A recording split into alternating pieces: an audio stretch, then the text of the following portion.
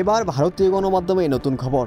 এই ইফতারি অংশ নেয় মুসলিম সম্প্রদায়কে অপমান করার অভিযোগ উঠেছে দক্ষিণী তারকার বিরুদ্ধে। ইতিমধ্যে তামিলনাড়ুর সুন্নত জামাত চলচ্চিত্র তারকা বিজয়ের বিরুদ্ধে চেন্নাই পুলিশ কমিশনারের কাছে লিখিত অভিযোগ দায়ের করেছে।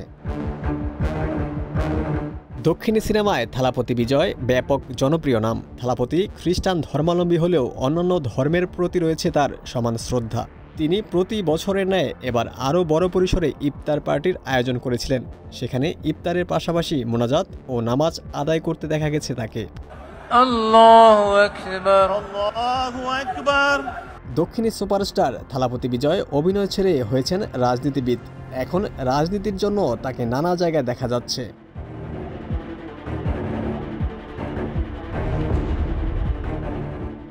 সেই জনপ্রিয়তা এবার রাজনীতির ময়দানে প্রমাণের পালা। অভিনয় ছেড়ে এখন তিনি পুরোপুরি রাজনীতিবিদ। এরই মধ্যেই তৈরি করেছেন নিজের রাজনৈতিক দল তামিলনাড়ু বিজয় পার্টি। 2026 সালের তামিলনাড়ু বিধানসভা নির্বাচনে অংশ নেবে দলটি। এই দলের পক্ষ থেকে 7 মার্চ এক বিশাল ইফতার পার্টির আয়োজন করা হয়। ভারতীয় সংবাদ মাধ্যম ফ্রি প্রেস জার্নাল জানিয়েছে, থালাপতি বিজয় এদিন রোজা রেখে সবার সঙ্গে মোনাজাত ও ইফতারে অংশ নেন। ইফতারের পর মুসলমানদের সঙ্গে একই কাতারে দাঁড়িয়ে মাগরিবের নামাজ আদায় করতেও দেখা গেছে বিজয়কে।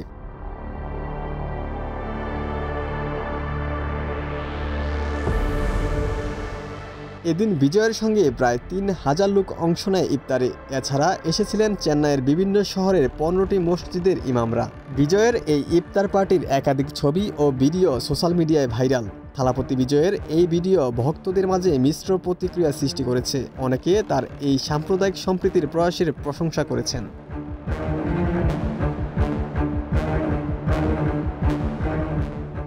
ভক্তরা সামাজিক মাধ্যমে তার এই কাজকে সাহসী এবং অন্তর্ভুক্তিমূলক বলে উল্লেখ করেছেন, কিন্তু একই সঙ্গে কিছু নেটিজেনরা তাকে ট্রল করতেও ছাড়েননি।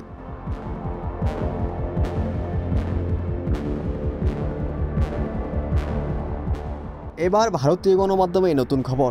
এই ইফতারি অংশ নেয় মুসলিম সম্প্রদায়কে অপমান করার অভিযোগ উঠেছে দক্ষিণী তারকার বিরুদ্ধে। ইতিমধ্যে তামিলনাড়ুর সুন্নত জামাত চলচ্চিত্র তারকা বিজয়ের বিরুদ্ধে চেন্নাই পুলিশ কমিশনারের কাছে লিখিত অভিযোগ দায়ের করেছে।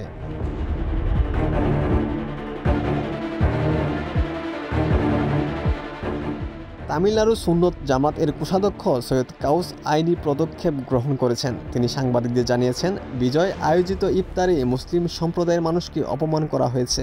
রোজা ও ইফতারের সঙ্গে মদ্যপ ও গুন্ডাদের কোনো সম্পর্ক নেই। আমরা মনে করি ওই অনুষ্ঠান এদের উপস্থিতি মুসলিমদের জন্য অপমানজনক।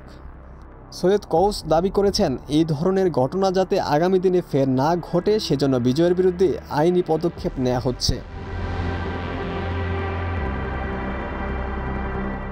ওমর ফারুক, ঢাকা প্রকাশ।